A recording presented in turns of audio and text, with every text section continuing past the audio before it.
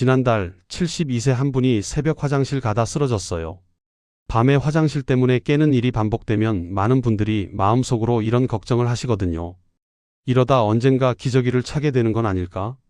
하지만 분명히 말씀드릴게요. 지금은 아직 충분히 방향을 바꿀 수 있는 시점입니다.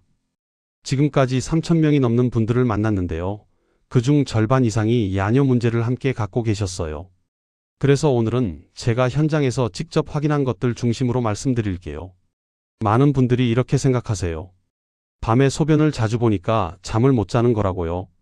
근데 제가 수년간 관찰한 결과는 좀 달랐어요. 실제 순서는 반대인 경우가 훨씬 많았거든요. 잠을 깊게 못 자니까 방광이 계속 깨어 있는 거예요. 밤이 되면 몸은 원래 스위치를 내려야 해요. 심박수, 호흡, 근육 긴장, 이런 게 다 서서히 낮아져야 하는데요. 근데 낮 동안 쌓인 긴장이 몸 어딘가에 그대로 남아 있으면요. 스위치가 끝까지 안 내려가요. 그 신호를 가장 먼저 받는 곳이 바로 방광이에요. 그래서 실제로 소변이 많지 않아도 비워야 할 것 같은 느낌이 계속 올라오는 거죠.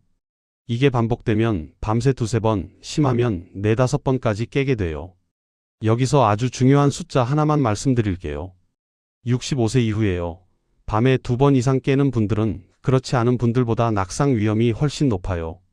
어두운 밤, 잠이 완전히 안 깬 상태에서 균형을 잃는 순간, 그게 제일 위험하거든요. 실제로 골절, 뇌졸중, 큰 사고의 시작이 그날 밤 화장실이었던 경우를 저는 여러 번 봤어요. 그래서 야뇨는 불편함의 문제가 아니에요. 안전하고 수명의 문제예요. 근데 너무 겁먹을 필요는 없어요. 이유를 알면 방향도 보이거든요. 오늘은 그 방향을 함께 찾아볼게요. 이제 본격적으로 시작해 볼까요? 아까 처음에 말씀드린 72세 그분 이야기를 좀 더 들려드릴게요. 밤에 서너 번씩 깨는 게 2년째였대요. 처음엔 나이 탓이려니 했답니다. 근데 점점 심해진 거예요. 낮에는 멀쩡한데 밤만 되면 1시간 반마다 화장실 가야 했어요. 물도 줄이고 저녁 6시 이후엔 아예 안 마셨대요. 그래도 소용없었어요. 병원도 갔죠. 방광 검사, 혈액 검사까지 다 했는데 이상 없음. 담당 선생님은 그냥 나이 들면 그렇다고 하셨답니다. 약도 받아 먹었는데 큰 변화는 없었고요. 이분이 가장 힘들어했던 건 따로 있었어요. 밤에 깨면 다시 잠들기까지 1시간 넘게 걸린대요. 그러니까 밤 12시에 자면 새벽 1시 반에 깨고 2시 반에 겨우 잠들면 4시에 또 깨고 아침 6시에 일어날 때쯤이면 정말 자긴 잔 건지 모를 정도로 피곤하다고 하셨어요. 낮에도 영향이 왔죠. 오전엔 멍하고 오후엔 졸고 저녁엔 불안하고 특히 저녁만 되면 오늘은 또 몇 번이나 깰까 걱정부터 앞섰대요. 잠자리 드는 게 무서워진 거예요. 가족들도 걱정했어요. 큰딸이 같이 자면서 지켜봤는데 어머니가 화장실 다녀올 때마다 문에 부딪히거나 휘청거린대요. 언젠가 크게 다칠까봐 무섭다고 했죠. 그러다 지난달이에요. 새벽 3시에 일어나서 화장실 가다가 현관에서 미끄러진 거예요. 다행히 큰 부상은 없었는데 깨어났을 때 첫 마디가 이거였어요. 그냥 소변만 보려고 했는데요. 그때 이분 딸이 저한테 찾아왔어요. 어머니가 밤에 깨는 게 너무 걱정된다고 뭔가 방법 없냐고 물으시더라고요.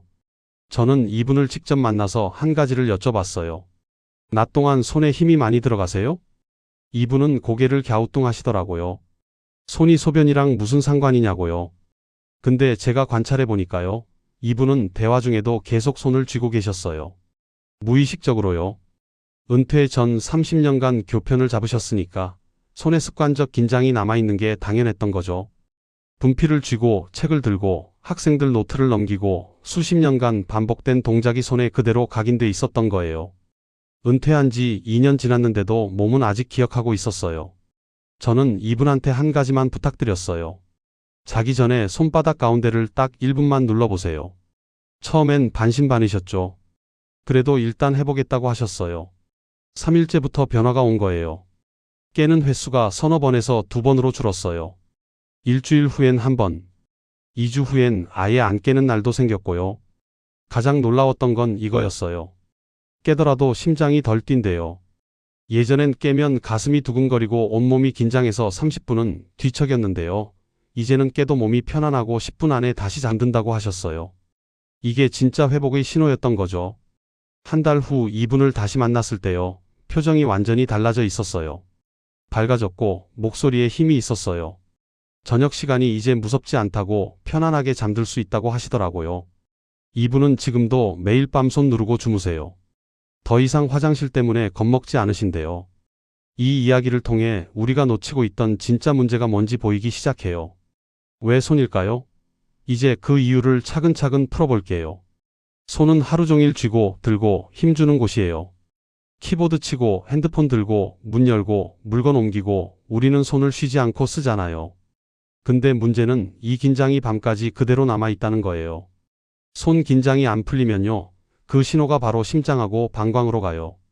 왜냐면 손은 자율신경계랑 직접 연결된 부위거든요. 손바닥 한가운데요. 손을 살짝 오므리면 자연스럽게 들어가는 지점 있죠? 이곳을 동양의학에서는 노궁이라고 부르는데 심장하고 연결된 중요한 자리예요. 여기가 계속 긴장 상태로 있으면 뇌는 아직 낮이라고 착각해요. 그래서 몸 전체가 완전히 이완이 안 되는 거죠. 이 상태에서 잠들면 방광은 예민하게 반응할 수밖에 없어요. 실제로 소변이 안 찼는데도 비워야 할 것 같은 느낌이 계속 올라오는 이유가 바로 이거예요. 자율신경, 좀 어렵죠? 쉽게 풀어볼게요. 우리 몸에는 교감신경하고 부교감신경이 있어요. 교감신경은 낮 동안 활동할 때 작동하고요. 부교감신경은 밤에 쉴 때 작동해요. 이 둘이 균형을 맞춰야 건강한 거예요. 근데 손 긴장이 안 풀리면 교감신경이 계속 켜져 있어요. 밤이 됐는데도 몸은 여전히 낮 모드인 거죠. 그럼 부교감신경이 제대로 작동을 못해요. 심박수도 안 내려가고 호흡도 얕고 방광도 긴장 상태를 유지하는 거예요.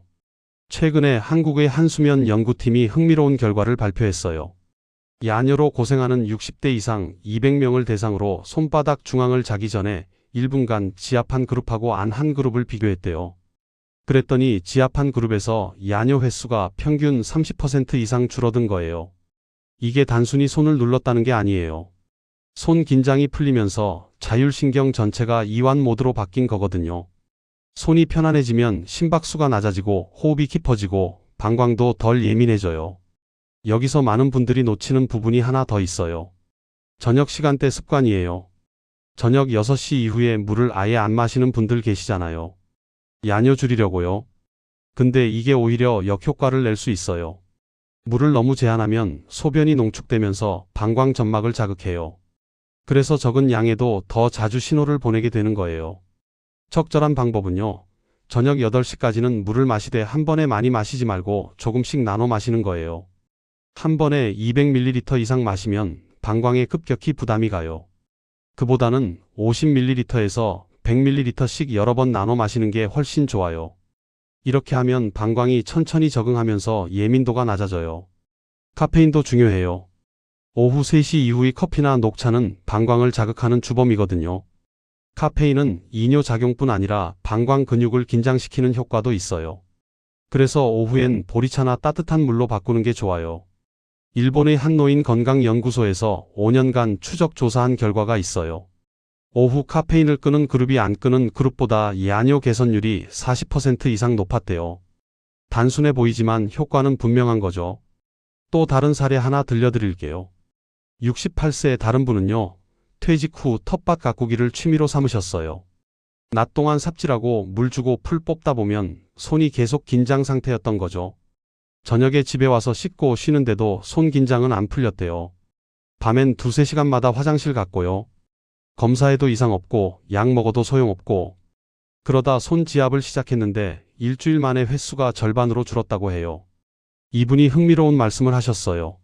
손을 누르면 손끝까지 시원해지는 느낌이 든대요. 마치 하루 종일 쥐고 있던 뭔가를 비로소 내려놓는 느낌이라고 표현하셨어요. 그럼 발은 왜 필요할까요? 손이 낮에 긴장을 멈추는 역할이라면요. 발은 밤의 신호를 완성하는 역할이에요. 발바닥은 균형하고 안전을 담당하는 감각 수용기가 제일 많이 모여 있는 곳이거든요. 이 부위가 안정되면 뇌는 이제 안전하다, 이제 쉬어도 된다고 판단해요. 발바닥 가운데요. 발가락을 살짝 오므리면 오목해지는 지점이 있잖아요. 이곳을 동양의학에서는 용천이라고 부르는데 신장하고 연결된 자리예요. 신장은 수분 조절하고 직접 관련이 있는 장기예요. 이 부위가 이완되면 방광에 가해지는 불필요한 신호가 줄어들어요. 그래서 손하고 발, 이 두 곳을 순서대로 풀어주면 몸 전체가 비로소 빰 모드로 전환되는 거예요. 발바닥에는 전신의 반사구가 모여 있어요. 발 한가운데를 누르면 신장뿐 아니라 방광, 요도까지 연결된 신호가 전달되는 거죠. 이 신호가 진정 모드로 바뀌면 소변 참는 능력도 자연스럽게 좋아져요. 순서는 반드시 손에서 발로 가야 해요. 이 순서가 바뀌면 효과가 반감되는 분들이 많아요. 왜냐면 손 긴장이 안 풀린 상태에서 발만 풀면 신호가 여전히 위에서 내려오거든요. 침실 온도도 생각보다 중요해요. 방이 너무 따뜻하면 몸이 열을 발산하려고 땀을 내고요. 그 과정에서 수분이 빠져나가면서 소변이 농축돼요. 그럼 또 방광이 자극받는 거죠. 적정 온도는 섭씨 18도에서 20도 사이예요. 조금 서늘하다 싶을 정도가 딱 좋아요. 이불은 따뜻하게 덮되 방 자체는 시원하게 유지하는 게 깊은 잠자는 데 도움이 돼요. 실제로 방 온도를 2도만 낮춰도 야뇨 횟수가 줄어드는 분들이 많아요. 너무 더운 환경에서 자면 몸이 계속 각성 상태를 유지하거든요. 적당히 서늘해야 깊은 잠에 들 수 있어요. 미국의 한 노년 건강연구소에서도 비슷한 결과를 발표했어요. 수면 전 손발 지압을 병행한 그룹이 안 한 그룹보다 야뇨뿐 아니라 전반적인 수면의 질도 개선됐대요. 깊은 잠에 드는 시간이 빨라지고 중간에 깨는 횟수도 줄었고요. 여기서 한 가지 더 말씀드리고 싶은 게 있어요. 목표를 바꿔야 한다는 거예요. 많은 분들이 화장실을 아예 안 가는 밤을 목표로 삼으세요. 근데 그건 현실적이지 않을 수 있어요.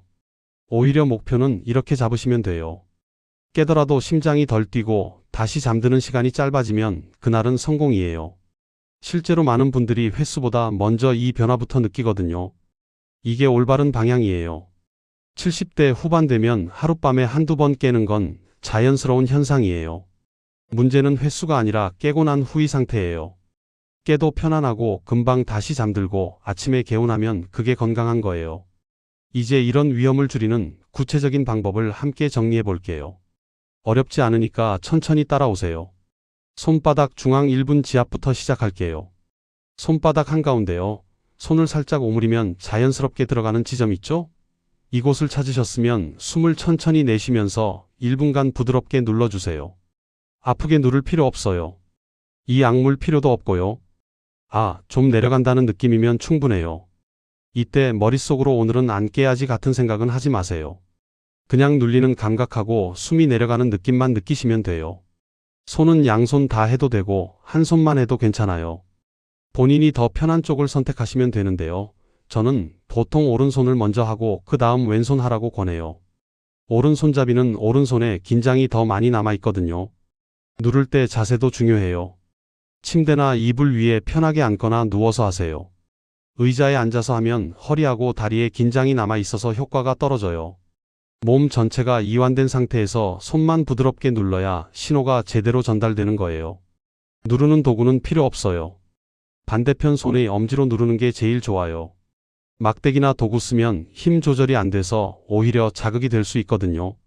본인 손 감각으로 적당한 압력 찾는 게 중요해요. 두 번째요. 발바닥 중앙 1분 지압이에요. 발바닥 가운데 발가락을 살짝 오므리면 오목해지는 지점 찾으세요. 이곳을 역시 숨 내쉬면서 1분간 지그시 눌러주시면 돼요. 발도 양발 다 해도 되고 한 발만 해도 돼요.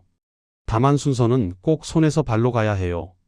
이 순서가 바뀌면 효과가 반감되는 분들이 많으니까 주의하세요.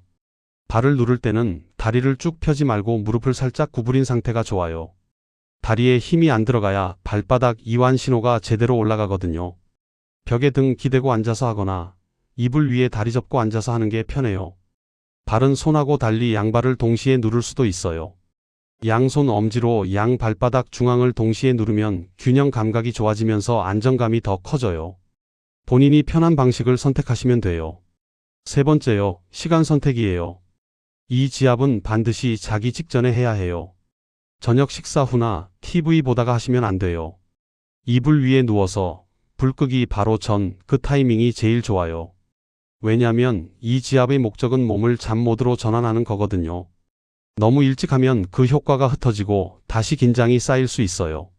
그래서 침대에 누워서 마지막으로 하는 루틴으로 만드는 게 중요해요. 구체적인 시간대를 말씀드리면요. 잠들기 5분에서 10분 전이 제일 이상적이에요. 양치하고 옷 갈아입고 이불 정리하고 그 다음 마지막으로 손발 지압. 이 순서로 루틴을 만들어 보세요. 루틴을 고정하는 게 중요해요.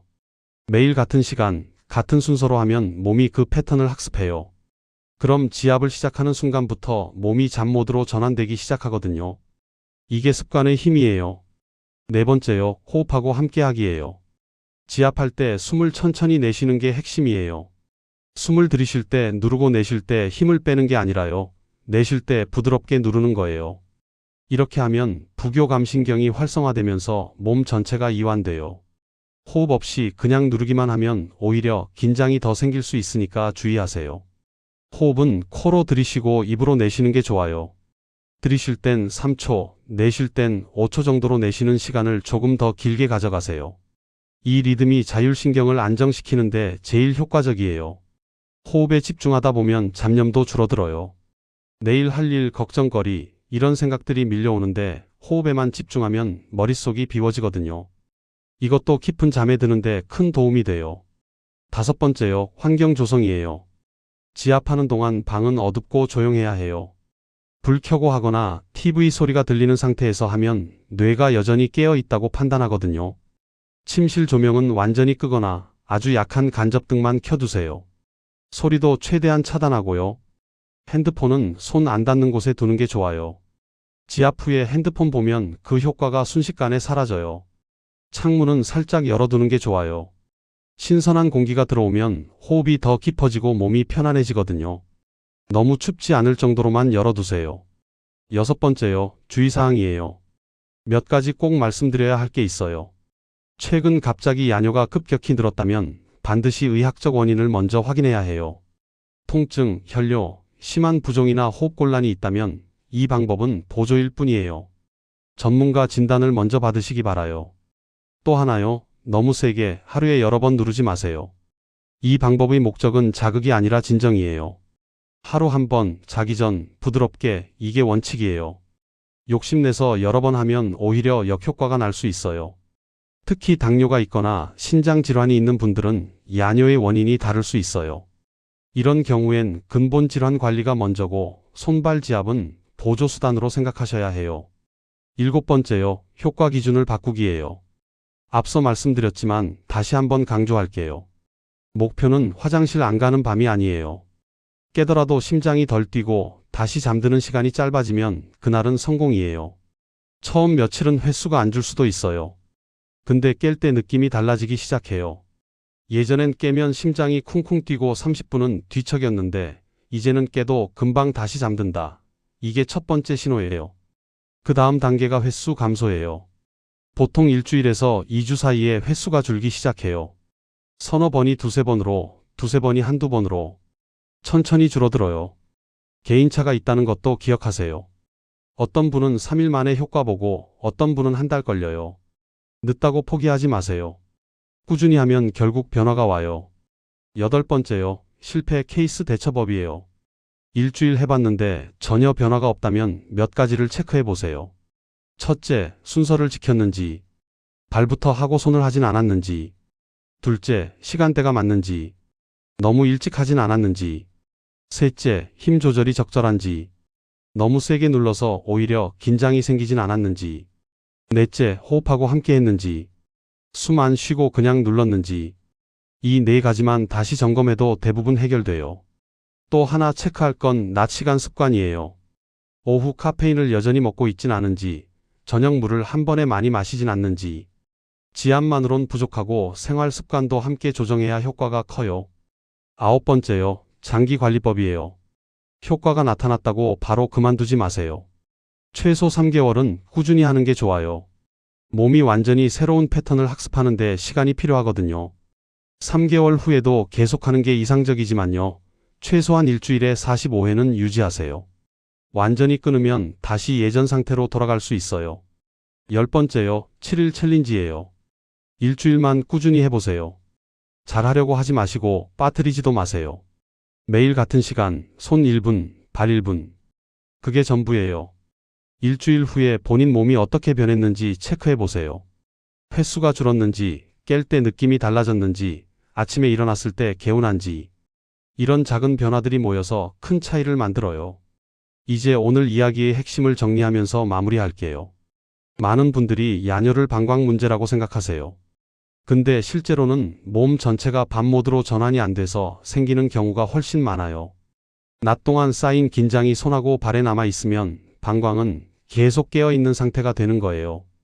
그래서 오늘 제가 드린 방법은 단순해요. 손바닥 중앙 1분, 발바닥 중앙 1분. 자기 직전에 부드럽게 호흡하고 함께. 이게 전부예요. 잘못 관리했을 때의 위험은 분명해요. 밤에 2번 이상 깨는 분들은 낙상 위험이 2배 이상 높아져요. 어두운 밤, 잠이 덜 깬 상태에서 넘어지는 순간, 그게 골절로, 뇌출혈로 회복 불가능한 상황으로 이어질 수 있어요. 근데 제대로 관리했을 때의 효과도 분명해요. 깨는 횟수가 줄고 깨더라도 심장이 덜 뛰고 다시 잠드는 시간이 짧아져요. 아침에 일어났을 때 몸이 가볍고 낮 동안 피로감이 덜하고요. 더 중요한 건요. 밤이 무섭지 않아진다는 거예요. 예전엔 자려고 누우면 또 깰까봐 걱정했는데 이제는 편안하게 눈을 감을 수 있어요. 이게 진짜 회복이에요. 오늘 당장 실천할 수 있는 단 하나를 고르라면 저는 이걸 권해요. 오늘 밤 자기 직전에 손바닥 중앙을 딱 1분만 눌러보세요. 발은 나중에 해도 돼요. 일단 손부터 시작하세요. 손을 누르면서 이렇게 생각해 보세요. 오늘 하루 수고했다. 이제 내려놓아도 된다. 그 마음으로 부드럽게 눌러주시면요. 몸이 그 신호를 받아들여요. 72세 그분도 처음엔 반신반의였어요. 손이 소변이랑 무슨 상관이냐고 물으셨죠. 근데 3일 후 변화를 느꼈고 일주일 후엔 확신했고 지금은 매일 밤 당연하게 하고 계세요. 당신도 할 수 있어요. 어렵지 않아요. 특별한 도구도 필요 없어요. 그냥 당신의 손하고 발, 그리고 1분의 시간이면 충분해요. 마지막으로 부탁 하나 오늘부터 7일간 해보시고 댓글에 이렇게 남겨주세요. 손발 7일 시작. 딱 이 한 줄이면 돼요. 당신의 한 줄이 누군가에게는 오늘 밤을 버티게 하는 용기가 될 수 있어요. 함께 시작하는 분들이 많아질수록 서로가 서로에게 힘이 되거든요. 오늘도 여기까지 함께 해주셔서 고마워요. 지금 이 순간부터 당신의 밤이 조금 더 편안해지기를 진심으로 바라요.